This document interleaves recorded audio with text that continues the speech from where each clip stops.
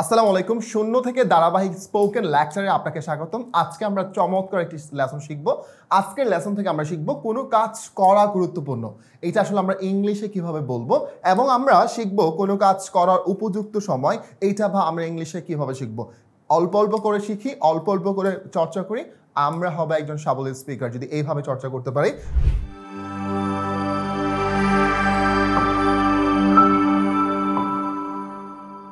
আমরা বললাম কাজটি করা গুরুত্বপূর্ণ, তাহলে ইংলিশ হবে ইট ইজ ইম্পর্টেন্ট টু। তাহলে স্ট্রাকচার হবে ইট ইজ ইম্পর্টেন্ট টু, এরপরে ভার্ব ওয়ান।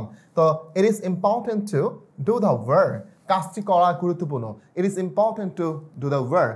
আচ্ছা সুপ্রিয় শিক্ষার্থীরা, একটি চাকরি পাওয়া গুরুত্বপূর্ণ, ইংলিশ কি? ইট is important to get a job. It is important to get a job. তাকে কল করা গুরুত্বপূর্ণ, it is important to call him. ইংরেজি শেখা গুরুত্বপূর্ণ, it is important to learn English. It is important to learn English. Okay, আমরা যদি বলি যে হচ্ছে রান্না করা গুরুত্বপূর্ণ, ইংলিশ কি হবে? It is important to cook. Okay, আপনার কাছে একটি প্রশ্ন ছুড়ে দিলাম, ইংলিশটা কি হবে? আপনি বলেন যে বোঝাটা গুরুত্বপূর্ণ, ইংলিশটা কি হবে? ঝটপট কমেন্ট করে জানাবেন। এখন আমরা শিখব কোনো কিছু করার উপযুক্ত সময়। হ্যাঁ, যেন এখন তোমার স্থানটি ত্যাগ করার উপযুক্ত সময়, বাড়ি যাওয়ার উপযুক্ত সময়, স্কুলে যাওয়ার উপযুক্ত সময়, এই যে কথাগুলো আছে আমরা কিভাবে বলতে পারি? একদম সহজ স্ট্রাকচারস, আমরা এই স্ট্রাকচার ইউজ করে কিন্তু আমরা এত শত কথাগুলো আমরা হাজার হাজারো বাক্য তৈরি করতে পারি। So it is high time, এরপরে টু প্লাস ভার্ব ওয়ান হবে।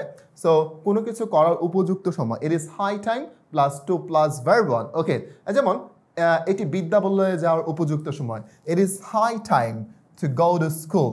It is high time to go to school. Okay, এটি ইংরেজি শেখার উপযুক্ত সময়, তাহলে হবে it is high time to learn English. Okay, এটি বিয়ে করার উপযুক্ত সময়, it is high time to get married. It is high time to get married. এই স্থানটি ত্যাগ করার উপযুক্ত সময়, তাহলে ইংলিশে হবে it is high time to leave this place. এটি ভালো হওয়ার উপযুক্ত সময়, it is high time to be good. It is high time to be good. এখন বললাম এটা আসার উপযুক্ত সময়, ইংলিশটা কি হবে? ঝটপট কমেন্ট করে জানেন। আর আপনার উদ্দেশ্য বলছি, এই লেসনগুলো আমরা পড়াচ্ছি আমার লেখা স্পোকেন ফাইটার বইটি থেকে। একদম চমৎকার উপায়ে ধারাবাহিকভাবে প্রত্যেকটা লেসন সাজানো আছে।